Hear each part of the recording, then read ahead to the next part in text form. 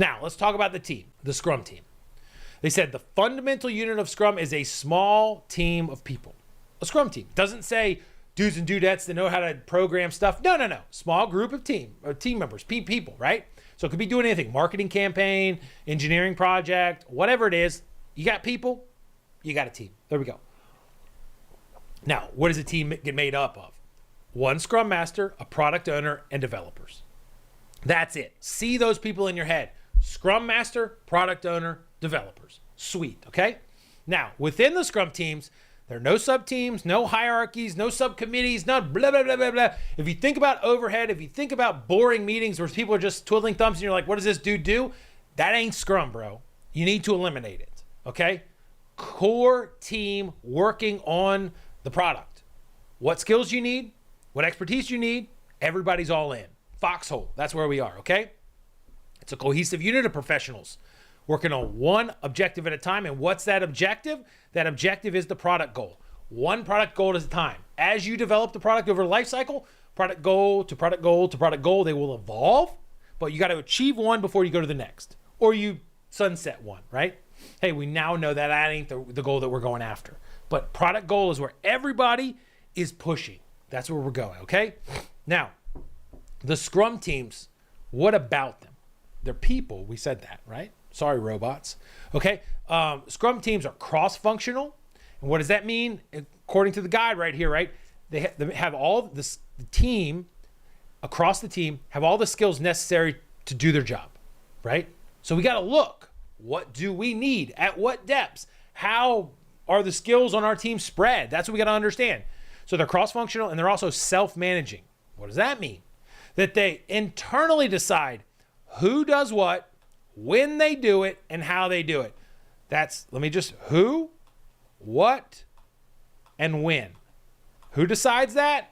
Not some hierarchical, the commissar of whatever, blah, blah, blah. No, dude. The people that decide that are the developers, okay? That's essentially who happened. That's where all those decisions occur from, right? The Scrum team, I guess you'd say. More specifically, the Scrum team, all right? The Scrum team does that, okay?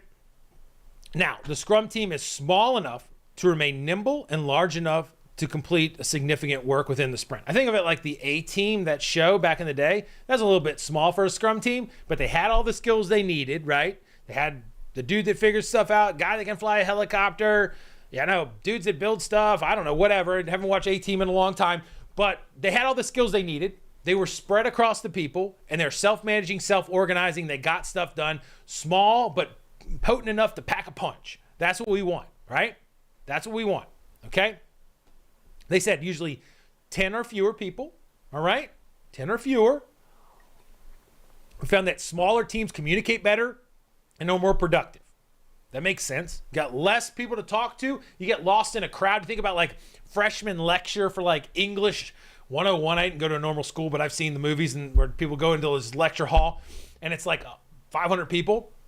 You don't even feel like an individual. You just feel like you're just stuck in a mass, like you don't matter. That's not what Scrum's all about. People matter. So that's small team, okay? If Scrum teams become too large, they should consider reorganizing into smaller little groups. We can talk about Scrum with Scrums later. All right? So as we go through there. Now, the Scrum team is responsible for all product-related activities. So it doesn't mean that the Scrum team we just build it. We don't test it. No. You build it, you test it, you work with the customer, you communicate, you do it all. It's like we're like a one team band or whatever. We do everything from everything that's involved. What do they say? Customer collaboration or stakeholder collaboration, verification, maintenance, operation, experimentation, research and development, anything else. They're just saying the kitchen sink. You want to get something built? We're going to do it. We got to get the people on here to do it, and we're going to do it together. That's the game. They're structured and empowered by the organization to manage their own work. So they're not looking above, baby bird, feed me. No, we're going to do this thing. You point us in a direction, we're going to knock it down, bro. All right, and we need to work at a sustainable pace. I struggle with this. I don't work at a sustainable pace, and it hurts. I mean, not about me ever, but I work at like, that's not good. But now that I got teams, I got to control that. All right, so you got to work at a sustainable pace. Doesn't mean lazy, but we got to what could interact forever. because Lord willing, we'll have money forever. And we can continue to make products better forever and new products. That's what we want to do, okay? Now, the entire Scrum team is accountable for what? They're accountable for creating valuable, useful increment every sprint. That means let's get something that we can actually use, the customer can use. Let's not talk about it. Let's not halfway do it. Let's not just demo it. No, make something that works every sprint, at a minimum one thing. Now, you can deliver multiple increments per sprint, functional things that can be put into practice. Ain't no rules against that, right? And you don't have to wait till the end of the sprint to deliver them. We'll talk about it. Now, the Scrum defines 3 specific accountabilities. Those are like roles, but think about them as accountabilities. That's a better way to think about it. Who's accountable for what? Think about the A team. Google the A team. Who's responsible for the different parts? Like somebody's coming out with this part of it. Somebody's doing this. Somebody's doing that. They all had their little roles, okay? Terrible example included, all right? And as we go through there. Now, the 3 roles or the 3 accountabilities, correct myself, developers, product owners, Scrum Masters. The reason why I'm just ranting and going over is because I want these things to be at your disposal. You need to be able to go like 3 accountabilities and then not like search through the Rolodex. Oh, developers, product owners, Scrum Masters. And we're going to talk about what each of them are accountable for. So let's do that, okay? So the developers, think about like Navy. I use an example all the time. Navy SEALs. Like I'm from Virginia Beach. We have a lot of Navy SEALs in the neighborhood, like around here, because that's one of the bases, that in San Diego. But these dudes, you send them somewhere with a really challenging thing. They know they're on their own. They have a very death-defying activity to come away with, save somebody, or do something else, and they've got to pull it off. They've got to do the planning. They've got to do the transport. They've got to do the deed. They got to make it back. They got to do it all. So the developers are a lot like that. They're the people in the Scrum team that are committed to creating any aspect of usable increment. Now, in the building sense, these are all the people. These are the developers. I'm sorry. These the programmers, the coders, like the QA folks, the UX, UI people, anybody that's contributing, right? The copywriters, the people that come up with the videos, the people that write the books. On my team, like I am a developer a lot of times because I'm the dude in the videos. Because I'm the dude that writes the questions or, cleans up the questions. I'm the dude that, writes the books. Nate writes a lot of books with me, but I'm primarily putting pen to paper. So I'm a developer as well as a product owner. So anybody that's building is a developer. You're probably a developer, okay? Now, the specific skills needed by the developers are often broad and varied depending on work. We build a book, right? We create an e-course. We build some software, build, a machine. It's going to be different skills needed. So you need different whatevers. You need somebody that can do this, somebody can do that. But in reality, that's a developer. Someone that's doing the work, right? Now, we said replace role with accountability, right? We said it up here somewhere. And so what are developers accountable for? Well, let's be specific. They said 4 things. So let's put them out there. Number 1, developers are accountable for creating a plan for the sprint. So the product owner is going to organize the product backlog items in an ordered list that's ready for the team to discuss. And then the developers, the builders, the Navy SEALs, the pretzel makers, whatever you want to call them, create a plan for the sprint. We got 2 weeks or whatever the time box is. What is our approach? Okay, and the plan for the sprint is technically called the sprint backlog, right?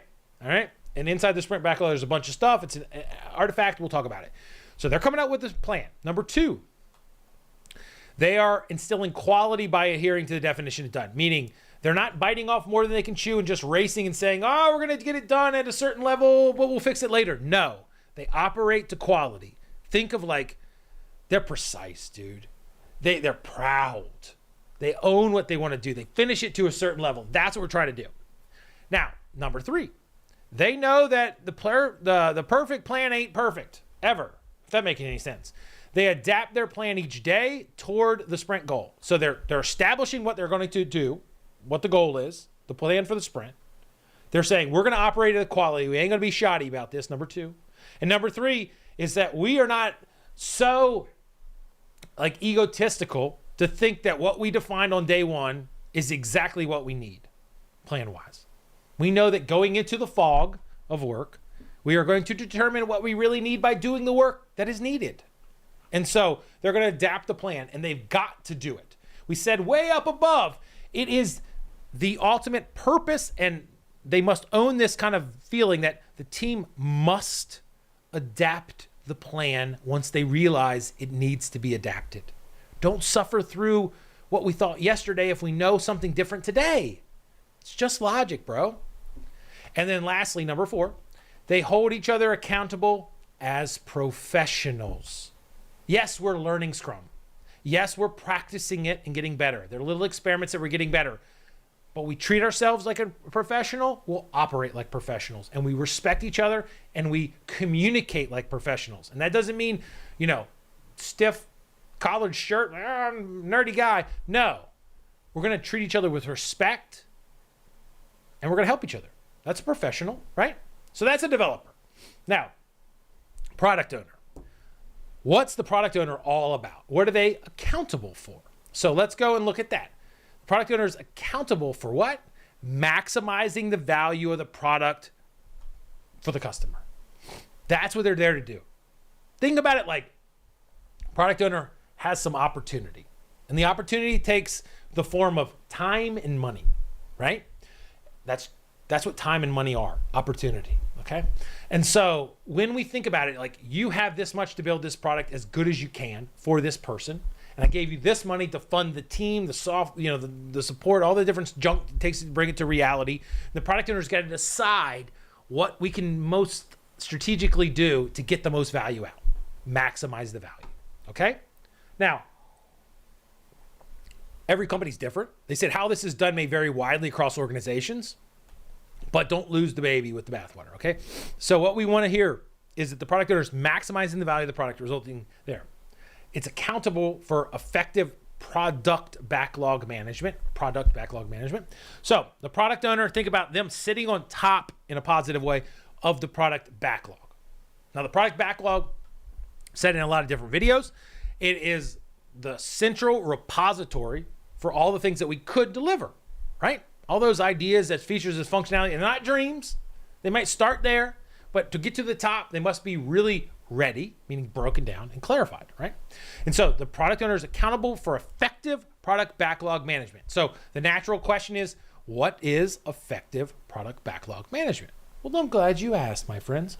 So number 1, it means that they develop and explicitly communicate the product goal. So if you're the product owner, which I happen to be, and you might be as well, it's, hey, if you asked your team, your developers, your Scrum Master, what's the product goal? Would they be able to state it or go somewhere? Hey, that's what it is. That's our current product goal. Now, when I think about myself, I need to tighten up on this one. You probably do too. So number 1, accountability for effective product backlog management. Develop and explicitly communicate the product goal. Number 2, creating and clearly communicating the product backlog items, meaning like, we know where we're going, big goal, clearly defined what the items are in the right order, and that's the 3. Order the product backlog items, user stories, but the more official name is product backlog items, PBIs, okay? Get the right stuff on the list in the right order so that everybody can understand it. And number 4, ensure that the product backlog is transparent. That's a key word, right? Remember back up above, transparent, visible, and understood. So the product backlog, the product owner is not doing the work of a developer mostly. Doesn't mean they can't do developer work occasionally, but mostly they got to keep this backlog tight. And these 4 things are there.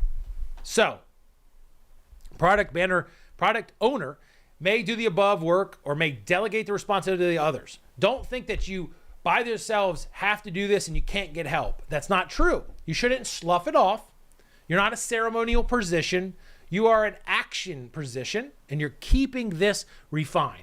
And the backlog must be adapted, right? Adaption is ginormous, right? And so as we learn from the customer, learn through reviews, learn through interactions, research, etc., we have to adapt the backlog. Makes sense? Now, at the end of the day, if you have somebody helping you, the axe comes for you, okay? It is your backlog. Don't slough off the responsibility. Don't blame other people. It's you and me. We're in this together. It's our responsibility as the product owner, okay? Now, they say for product owners to succeed, the entire organization must respect your decision. Now, this is kind of reflecting back on the organization. A lot of times organizations say, yeah, ceremonially you're the product owner, but we're going to make the decisions. Or somebody over here in a committee or someone, whatever's going to push you this way and that way. Ultimately, that's bad, right? The product owner needs to have the final call on what will maximize the value for the customer. That's what they're getting at, right?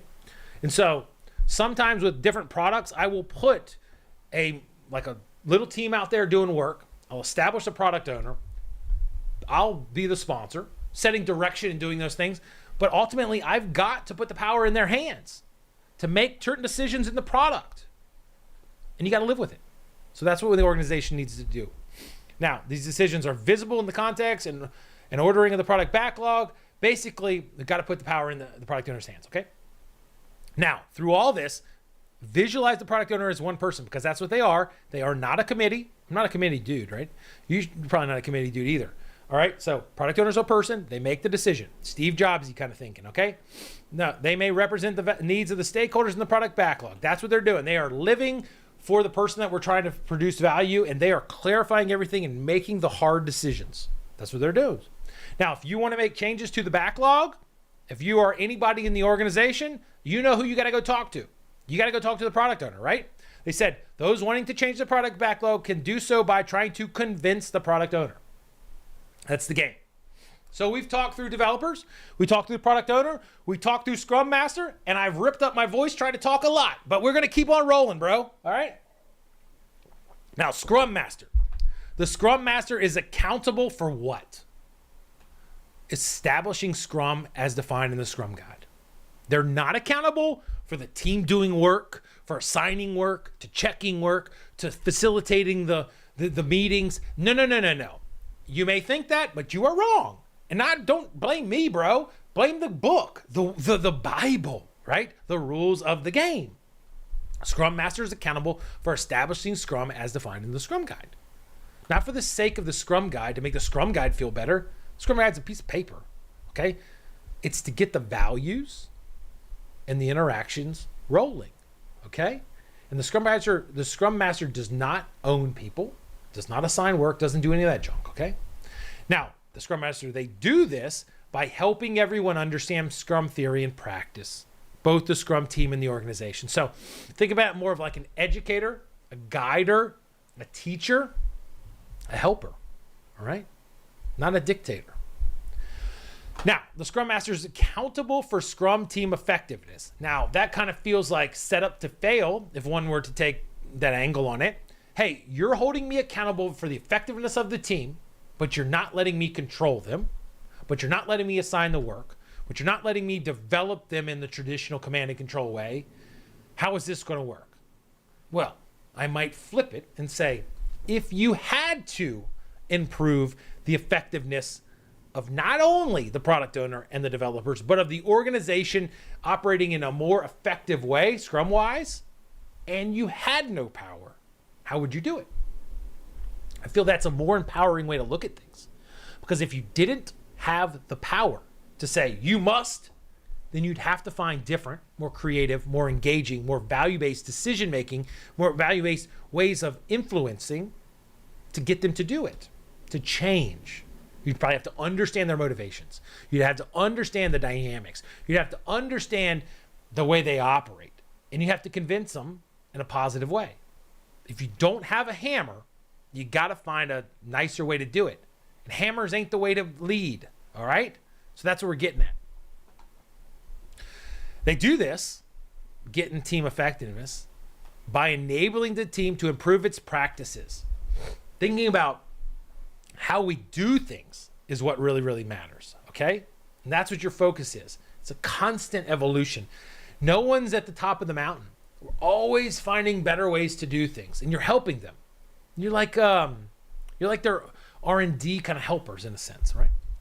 Now, Scrum Masters are true leaders. I agree 100%. Who serve the Scrum team in a servant leadership manner and the organization, helping the organization be like seasoned and understand what Scrum's all about and how they can help and how you can interact and how it can help them and all that jazz. Now, here's where the Scrum Guide breaks down all the different ways that the Scrum Master helps all the different accountabilities and the organization, okay? So the first thing we think about is Scrum Master serves the Scrum team in several ways. Okay, they coach, look at these words, coach, help, will cause, they were talking about removing impediments, and ensuring, okay? So those are good verbs. Coaching the team members in self-management and cross-functionality, not assigning work, that doesn't say it in there, dude. Helping them, coaching them on how to manage and how to be cross-functional. Cool. Helping the team on creating high-value increments that meet the definition done. Help the team focus on creating them. Doesn't help the team do the work. Doesn't give them technical expertise, all those different things necessarily. Okay? It's just like keep them focused on what matters. Producing good stuff at the end through the sprint. Causing the removal of impediments, helping them find and remove impediments, getting those rocks out of their way. So streamline flow. Ensuring that all Scrum events take place and are positive, productive, and kept within the time box. As you're starting with a Scrum Master, your role, a lot of times it's like, dudes, we have these events. There's 4 events within a container event. This is why they matter. This is how they happen. I'm going to talk you through it. You're going to run them. You're going to run them. And I know you feel uncomfortable, but you're going to run them, dude. And I'm going to help you. And just be relaxed. We're going to figure it out together, okay? Making sure they take place. People are always going to say, oh, we don't need a retro. Oh, we don't need a review. Oh, we're not ready. Oh, we don't need a daily scrum today. We know what we're doing. No. Always, we're doing them all, right? We're doing them all at the time, in the place, and we're getting it. So that people go, yo, we have to. You're trying to flip the script on them. So that the team goes, I can't imagine operating without a daily scrum. I can't imagine operating without a review. I can't imagine operating without a retro or sprint planning, any of those things. That's what you're going for. Now, we talked about how they support the Scrum team. Now, let's go. Scrum Master serve the product owner in several ways. Now, think about what is the product owner's big thing? Maximizing value for the customer, right? Managing proper backlog in a way. Managing the product backlog in the best way possible. I can't talk well, but deal with me here. So, Scrum Master serves the product owner, helping, facilitating. So what do we help in facilitating? We're helping them find techniques to define your goal, to manage your backlog. It's not saying do it for them. It's saying, here's better ways to do it. Try it out. Helping the team understand the need for clear and concise backlog items. Yo, we got to break these down in a cleaner way. This is what you guys got to do. Is this clear? How could it be clearer? A lot of question marks at the end of their statements. And helping establish empirical product planning for a complex environment. Are we just willy-nilly guessing on what we plan, or is there like their thought? Is there data? Is there something behind it? Challenging in a positive way the product owner to think that way.